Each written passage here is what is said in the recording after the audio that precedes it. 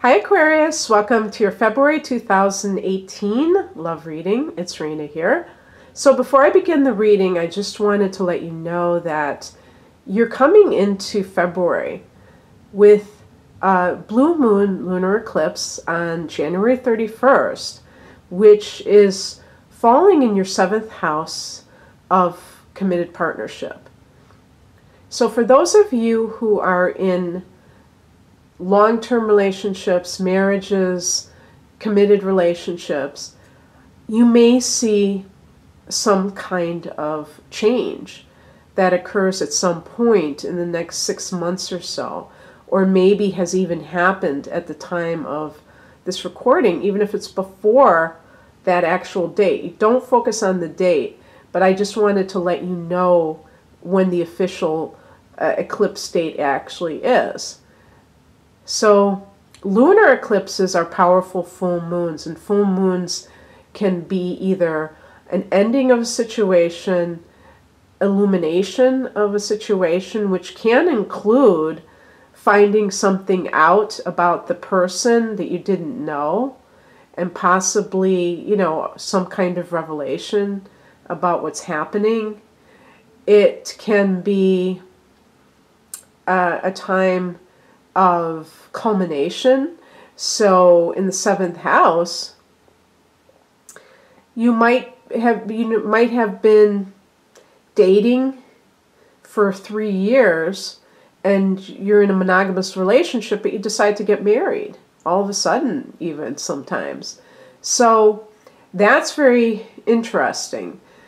And then it's what's even more interesting is that late January to the February period, this is your solar return. So this is already a very powerful period for Aquarians. And in mid-February, February 15th to be exact, there's a solar eclipse, a very powerful new moon in your sign. So not only do you get a solar return, but you get a new moon that's really, injected with a lot more energy. So new beginnings, a go-go. And this is just for you in particular. So all of this stuff could be affecting relationships. Endings, beginnings, advancements in relationships. So I just thought that would be good to tell you about, because you in particular in February have a lot going on when it comes to that. So anyway, I did start the reading over again, and I decided to approach this differently because this was one of the rare times that I kind of hit a brick wall when I was doing the top row, and I didn't know quite how to proceed. So I decided to do it this way. I'm going to first talk about the card that is the challenge position. And this is the Knight of Wands. And this is a guy who, it's actually connected to Sagittarius. I connected to Aries, but fire energy. Leo's the other fire sign. Sun, Moon, Rising, or maybe Venus and Mars, but something. This person may be very passionate, but they may be non-committal, and they may be very elusive. And this is what I call the good time Charlie card, because this person may be good for a good time, but they're not good at sticking around. So that's what can be challenging, because that elusive quality may hook you in, Aquarius, because you're very independent, and actually the person playing hard to get is probably more likely to get your juices flowing than somebody who is totally available. So if there's somebody in your life that kind of sounds like this, try to see what this dynamic is. This could also be like a sexual interest, or this relationship could be more of a sexual thing, but perhaps you are thinking it's a romantic situation, or it is on your end of things, but the other person always seems to have they always seem to be absent when you need them. They come into town, or they call you on the phone when they feel like it, and then you try to contact them and they're not available.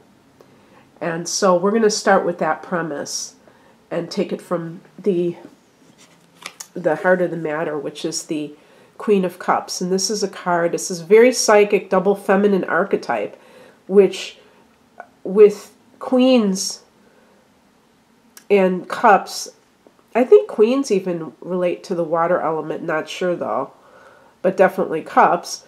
And water is intuitive, it's feeling. So one possible translation is that you have, or translation, I'm getting over a cold and I'm still a little groggy. But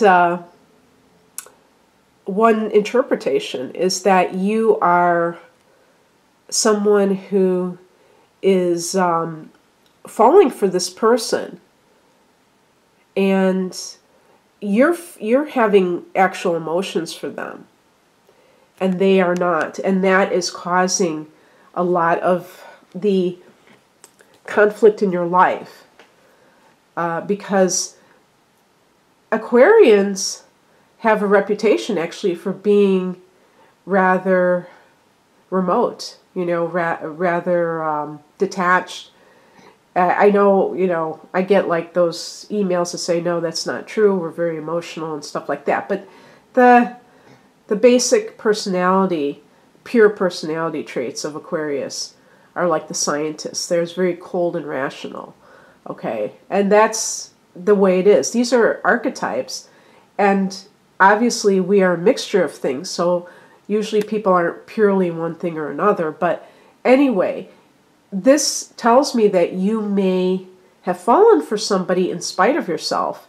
And the other possibility is that, especially if this is a spouse or a significant other, that you can tell that something's going on. They may be lying, but this is a very psychic influence, and people may not realize this, but Aquarius is very psychic. So you're picking up on their lies and their philandering, but it doesn't mean that you can put your finger on anything. And this is what I was talking about with the lunar eclipse, is that it may do your work for you. Something may arise to prove to you what's really going on. In the past position, we have the Fool card. So in this particular case, you could be wandering into something totally unaware that it was going to hit you the way that it did. As I said, it may have started as a physical relationship that you thought you could just play off as a good time, and it hooked you in spite of yourself. And the Fool, it's funny because people think of the word foolish and stupid and stuff like that, but the Fool is someone who is kind of like free-spirited, and they're willing, it's actually, the Fool card is actually connected to your ruling planet Uranus. And that's because it has that connection with nonconformity and doing things your own way. And so you may be in a new phase in your life, and you were just footloose and fancy-free, and then all of a sudden you wandered down this one alley and you came across the Knight of Wands, and it was like, maybe at first it was just like, hey, this is fun, and then you got hooked into it, and then we see what's happening now, and we see that it's not that fun. Seven of Wands, feeling like you have to defend yourself. Now, in this particular context, knowing that the Knight of Wands is involved, this could be someone who, I mean, when I see this card, I think of someone who may be like verbally abusive, who is constantly making you out to not be good enough and stuff, and keeping you off your feet and, you know, off your game, because you always feel like you have to defend yourself and explain yourself. But I'm thinking that you're feeling defensive possibly because this person is not committing to you. And it makes you feel that inferior, like the relationship isn't really valued by this person. And the truth is, it might not be. And that doesn't mean, and when I say valued, I mean valued enough to be a serious relationship. There are people out here, and you have to realize that are out for what they can get, you know? I mean, I hate to be cynical, but, you know, reality is reality. And it's just funny because, you know, I was just thinking about something. Today, someone wrote to me and said that I sugarcoat everything, and I'm thinking to myself, I don't think so. Sometimes I try not to be too negative, or I worry that I'm being too negative, because I do want to uplift people. But if these cards show certain things, I just want to put it out there like that, because look at the higher message. This is like the spiritual message, the Page of Cups. This is a card of being gullible. And this is actually connected to Pisces. I know that for a fact. And then, of course, there's a fish, but I already knew that it was astrologically connected to Pisces. But, you know, you can broaden it to any of the water signs, Cancer and Scorpio. But Pisces is known for being overly trusting. Now, you might be saying to me, but I'm not a Pisces. But you could have Venus in Pisces or Mars in Pisces, because they are inner planets, and you could easily have them. You find out, you can generate your own chart for free online and see what your different planets are. But the other thing too is that people, any person, it's human nature that if you really want something to be true, you may gloss over reality to suit your narrative. And the reason I think this is a spiritual message is because dealing with this type of a person, I think some people have patterns of making a beeline to the usual suspects. And this is something that you have to nip in the bud, finally.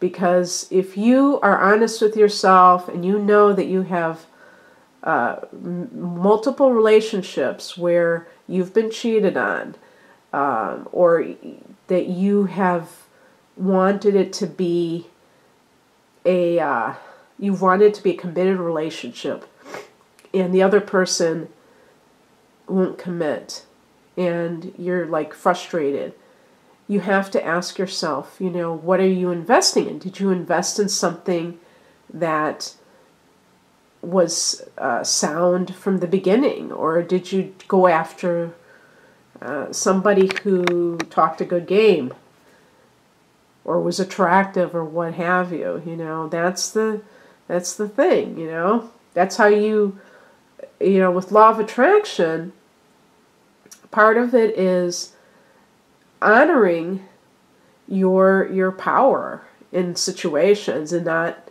automatically going back to the default of being the victim yet again, because that has absolutely no power for you, and it doesn't give you the kind of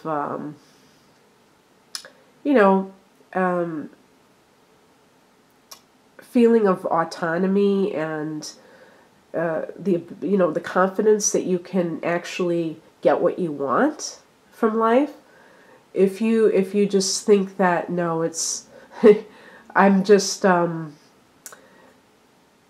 just have to cross my fingers and hope that I find the right person, but I don't have any real say in the matter. No, I don't believe that. And even the red flags, a lot of times people at the very beginning, that's what I'm saying with this, did you ignore something in the relationship early on? And then you're clutching your pearls and acting like you're so shocked that they did that when you really know better. What is coming in? Sometimes this is advice, but I think, this is the soulmate card, okay? So this is what is really key here, is that you have the chance to find your soulmate if you hold out for your soulmate.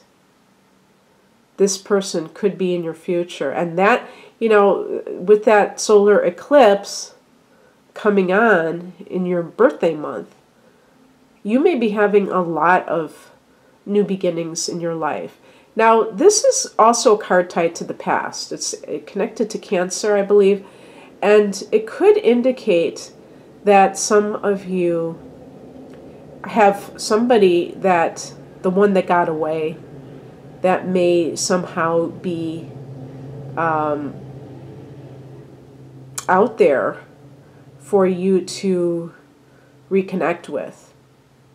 And I think about a year ago, maybe less, I was getting this card all the time, multiple times in readings. And I have watched other readers talk about, or maybe just people who talk about twin flames and stuff like that, who said that this is a really big time for reuniting with twin flames and stuff like that.